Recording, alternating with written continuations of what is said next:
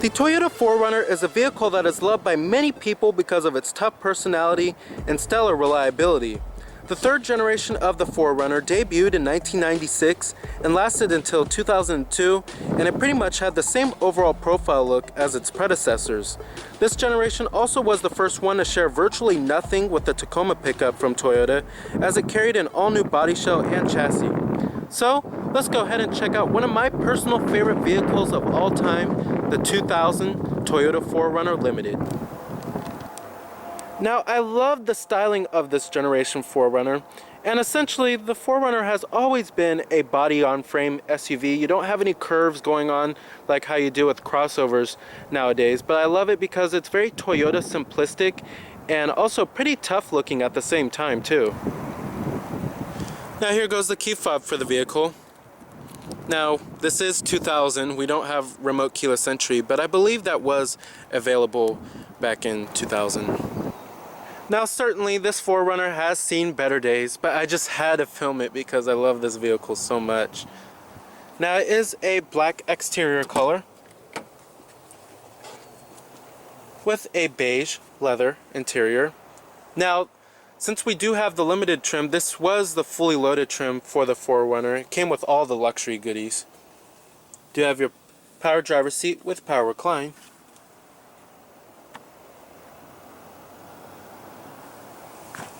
Now we also do have running boards, and if you do get this generation 4Runner without the running boards, it can be a little bit of a challenge getting in and out of this vehicle, but the running boards do help quite a lot. Now stepping on inside of the vehicle here, we're treated with a very upright design since we do have a body-on-frame SUV here. And it also has a pretty commanding view of the road too. But overall, very luxurious interior design since we do have the limited trim.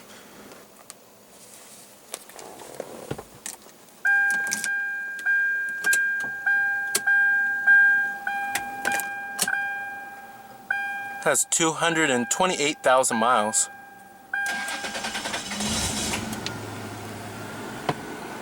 And what you're hearing there is the optional 3.4 liter V6. Leather wrapped steering wheel, since we do have the limited trim here. Coming to your transmission, you have a 4-speed automatic with lower gear selection and overdrive.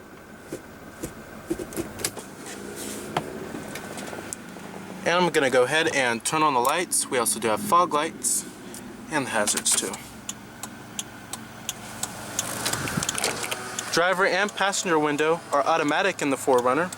And let's go ahead and pop up the hood and check out the engine bay.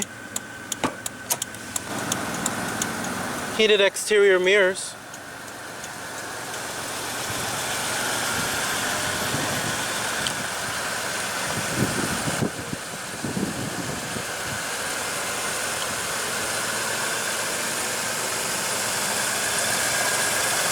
Halogen headlights.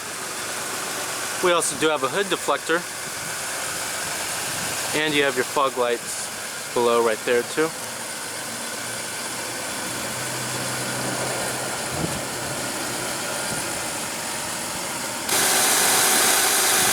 Now under the hood here you will find Toyota's bulletproof reliable 3.4 liter V6 producing 183 horsepower at 4,800 RPM and 217 pound-feet of torque, with four-wheel drive being optional, with EPA estimates being 15 in the city and 18 on the highway, running on regular unleaded fuel.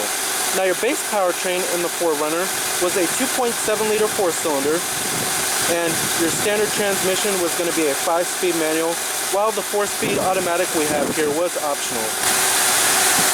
We'll see what this baby can do when we hit the road later in the video.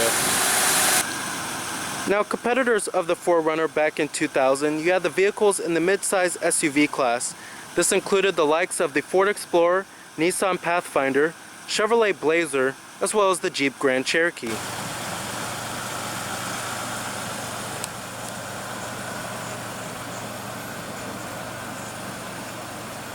You have a rear window wiper with a rear window defroster and a third brake light on the top right there.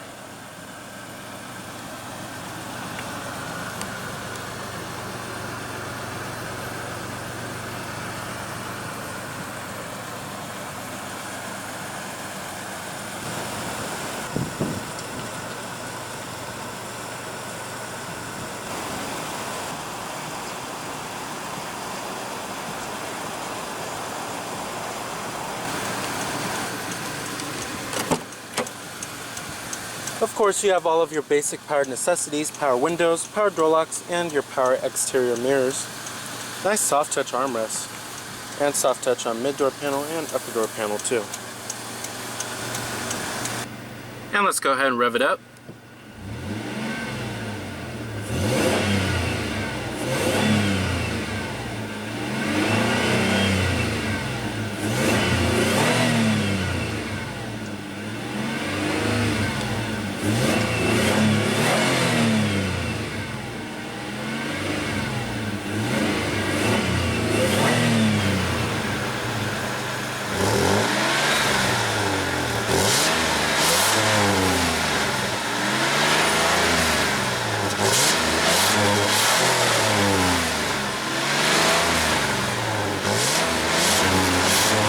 Driving the 2000 Toyota 4Runner, you gotta really remember that this is basically a truck, so therefore it's gonna have a truck-like ride quality and truck-like handling too.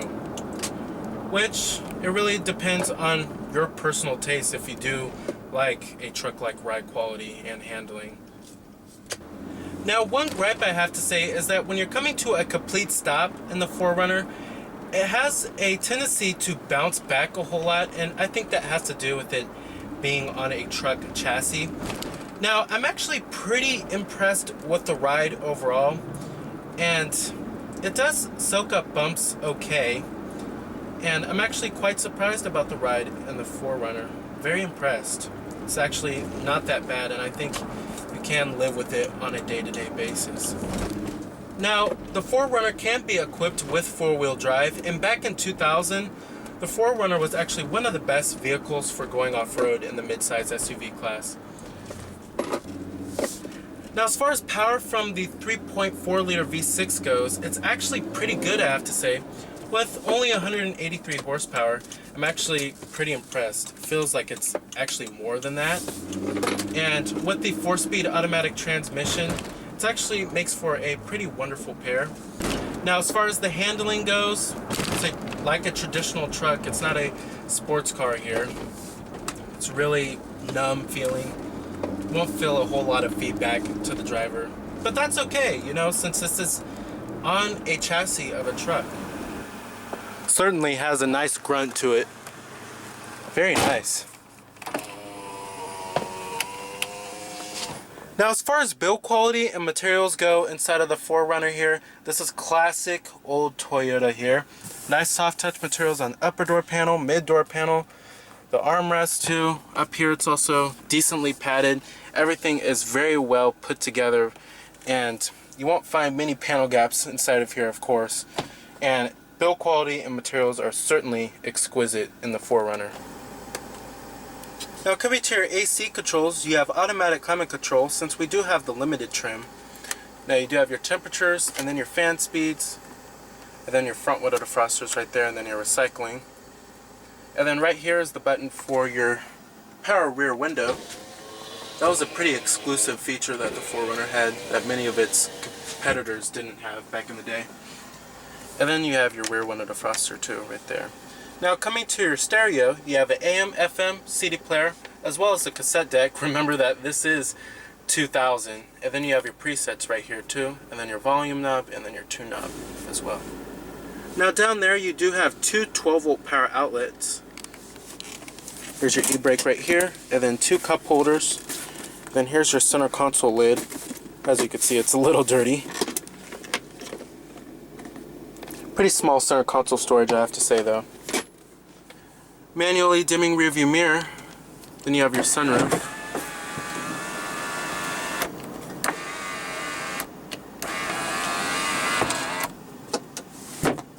And then your interior illumination lighting. Now, coming to the steering wheel, Toyota used to love to put this steering wheel design in a lot of their vehicles, from the Corolla to the Camry, the Avalon to the 4Runner. Many of their vehicles back in the late 90s and early 2000s. Now, you do have your cruise control button right here, and then your intermittent windshield wiper stock. Now, coming to the gauges, I really do love the gauges. Very clear and easy to read, very bold too. Love the gauges in the 4Runner. You have your RPM gauge right there, then your speedometer, and then your fuel gauge. Now as far as seating comfort goes, the seats are okay. They're decently supportive. They have a decent amount of side bolstering. Thigh support is actually pretty good. Now one complaint I do have about the 4Runner is that I feel like I don't have a lot of headroom in this vehicle. I don't know if that's a common trait in 4Runners and Tacomas, but I just feel like I really don't have a lot of headroom. Now as far as visibility goes, there's a lot of glass area all around. It's very easy to see out of this vehicle, and the exterior mirrors do show quite a lot. And like I said, you do have a very commanding view of the road. Outward visibility is pretty good, and then rearward visibility is also decent too. Now we also do have a tilt steering wheel in this vehicle too.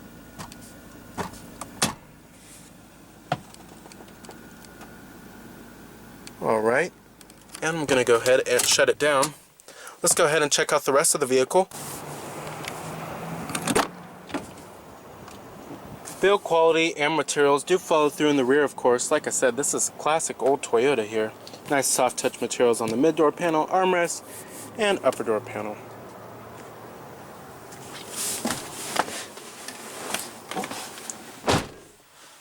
Now sitting back here, the 4Runner has a pretty roomy interior. I definitely have a decent amount of leg room, but the headroom doesn't get any better back here. I still feel like I don't have a lot of headroom back here. You do have dual map pockets.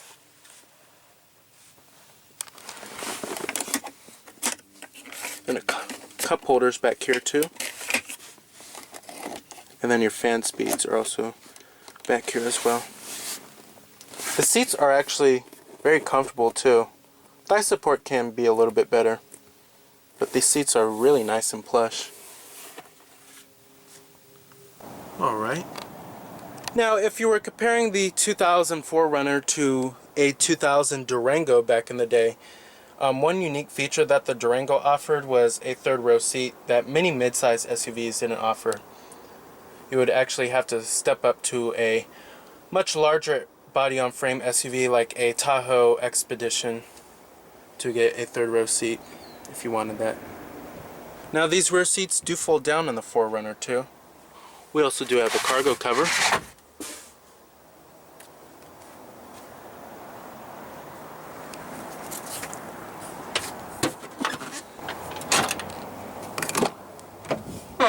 Powered passenger seat with power recline. Glove box. Actually quite surprised, it slams right down.